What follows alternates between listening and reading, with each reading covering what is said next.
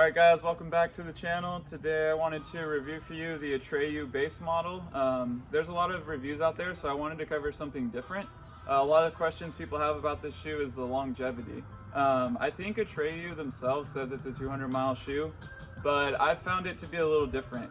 It's basically the opposite about what we learn from other shoes, because most traditional shoes have blown rubber on the bottom, and so you can kind of tell people if the blown rubber is worn out, the shoe's already dead. With these shoes, what I found is the exact opposite is true. Because there's no blown rubber, there's nothing covering the foam. This shoe here, you can see, it looks pretty worn out. So what you need to do is do what we used to call, when we worked in run specialty, is like the toe-to-tongue test.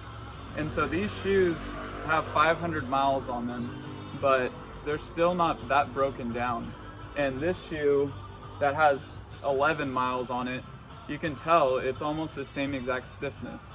So even though these appear to be way more worn out, the stiffness is about the same, and I don't think that these shoes were dead at 200 miles. I think they got to 500 miles just fine, even though an old indicator, the tread, would suggest otherwise. The firmness of it, it still has so much structure to it. And not only that, after a long run, or any run really, my feet don't feel sore, my legs feel totally recovered. I don't feel the ground through these or anything like that.